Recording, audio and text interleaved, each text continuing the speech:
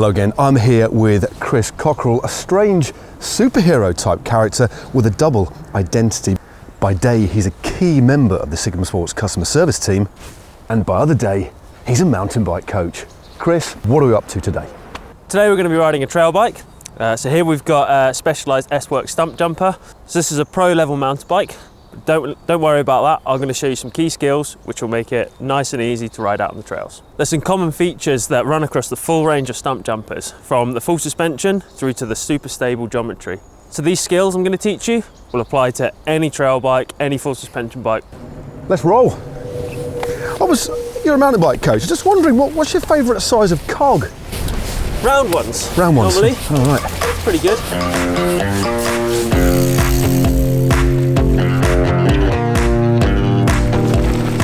So Chris, distill it down for us. What is trail riding?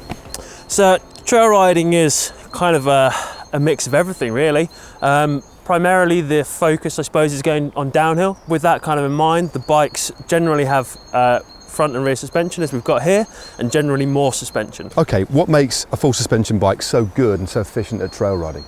So on this bike, we've got 150 mil of travel on the front and 140 mil of travel on the back. Right. That means we're going to get a lot more forgiveness from the bike, as well as getting a lot more grip from the bike as well. On your hardtail, obviously that means you have no rear suspension, so you haven't got that suppleness on the rear, or as much suppleness, so we're having to use a lot more of our body to soak that up. Yep. On here we've got that forgiveness, which means that we can just push that a little bit harder on downhill sections and through rougher terrain, basically. And another cool feature that I love, of course, is the old super smooth dropper post. Why is that so important on a bike like this? They're wicked, aren't they, dropper posts? Yeah, basically the main thing is that you can get that saddle right down out of the way. Yep. That means that you can move around on the bike, you can be a lot more dynamic. You get a little bit of weight saving by not having a dropper seat post, but you can have more movement on the bike, which is primarily what these are focused for, so you can go down steeper terrain and rougher terrain. I mean, the thing is, although these bikes are a little bit heavier, that actually helps in relation to your centre of gravity and just general traction and comfort. I mean, it's comfort on really rough terrain as well, I guess. Yeah, I mean, they're not, don't get me wrong, they're not heavy bikes at all. There is a little bit more weight behind them, but not a lot, but it's all designed to be a lot further down on the bike, so the geometry means that it's more stable. Yeah. And then just having that suspension works with it. Okay, fair enough. So what particular skill set do I need to look at to make the most of this bike? So it's a lot about your body position on the bike. Where we can get that saddle down, it means we can move our weight slightly further back on the bike. It just means that you've got that slight rear bias, so when it does get a little bit steeper, you can balance it out nice and easily. We need to talk a little bit about foot position on the pedals. So by having a nice kind of flat foot on the pedals with our heels dropped, means that we're always driving the bike forwards. Again, we want to just keep looking as far down the trail as we possibly can, especially when we're coming downhill. We're probably going to be carrying a little bit more speed, so we still need to look further ahead so we can plan it out. And one of the other things as well is to really think about our braking, where we brake and how we brake. It's going to be super important, carrying a lot of speed and really enjoying ourselves down the trail. I mean, on this bike, we've actually got flats. Does it really matter, or is it clipless or flats, or is it just personal choice and experience? It's a lot to do with personal choice and experience. You know, kind of as yourself, come from sort of a road or a cross-country kind of background. If you're super comfortable in clips, great. If you're starting out new, so you know, your first kind of step into bikes, probably best to stay with flats, just so you get really nice and comfortable. Build your confidence. Exactly as well, yeah. Exactly that. There's no right or wrong, it's just your preference.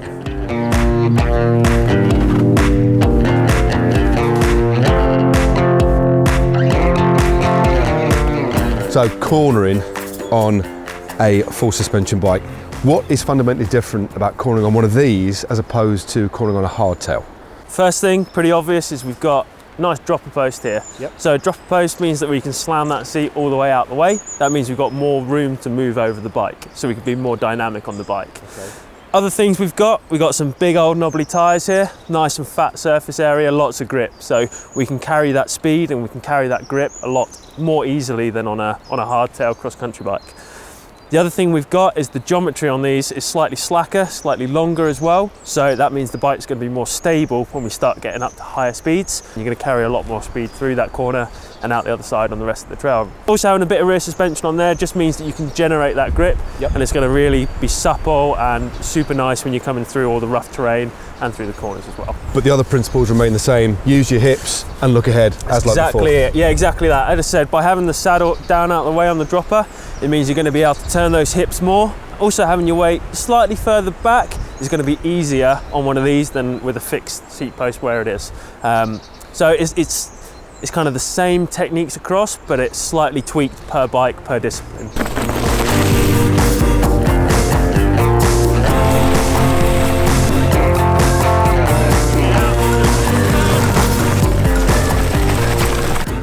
How was that? It was great. Can you feel the difference between the hardtail and the full suspension trail bike? Yeah, I think it took a bit more time to get going, even coming out of the corner as well, but I felt more rooted to the ground.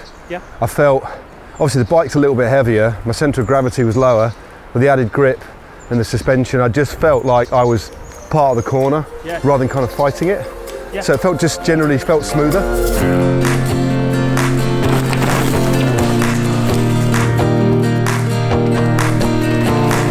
He said that riding on the trails and riding a full suspension bike essentially is a lot of fun. A lot of fun means going downhill fast, but of course you've got to slow down, you've got to get your braking right, haven't you? Especially on a really technical section like this. So when is the best time to brake, would you say? I know there's lots of different scenarios, but how's the best way to brake?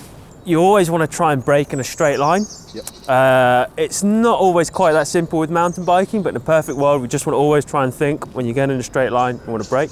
Obviously when you come up to a corner.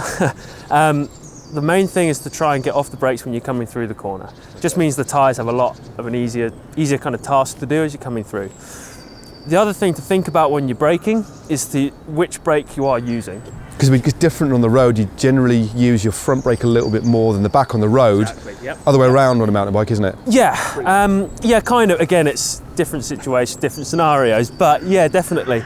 I'd always suggest using a little bit more rear brake than front brake. You still want to obviously use both brakes. You don't want to just sort of hang on that rear brake, but we want to use a little bit more rear than front. Just means that because we're probably a bit more likely to get a little bit of lock up here, just because the surface is normally a little bit looser. If we lock up the rear of the bike, it's not so much of an issue. Everyone loves a good skid. If we lock up the front, it gets a little bit more exciting. So we want to keep on that rear brake a little bit more, but still using a bit more front just to get that speed curbed as we're coming in. Just means it keeps the bike a lot more settled as well. If it's a lot more settled, then we can concentrate on our body position and where we're looking further down the trail. So if we can get that all working together, it just makes our life a lot more easy.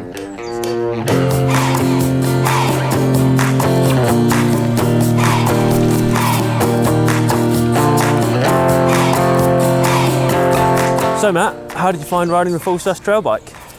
In one word, fun. Yeah. Actually 2 words, 3 words, a lot of fun.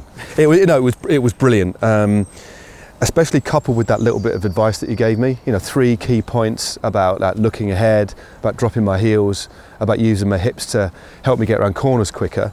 That coupled with all the tech advantages on this bike, front suspension, rear suspension, dropper seat post, that is just one beautiful and neat package which eats up terrain like this. Oh yeah, definitely. I mean, you've been lucky enough obviously to ride pro level type of bike, all the specs on it and all of that.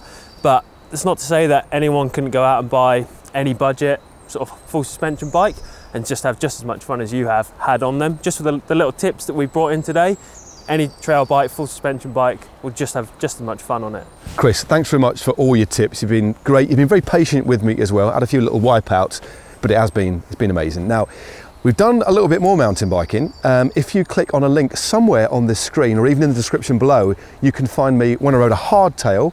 And make sure you subscribe to the Sigma Sports YouTube channel so you don't miss out when I ride an electric mountain bike as well as all our other cool content that we've done in the past that you can see now in the present. And don't forget, at Sigma Sports, we're here to help. You can head onto the website to help choose your next mountain bike, download the app or give us a call or pop into the store and we'll help you out as much as we can.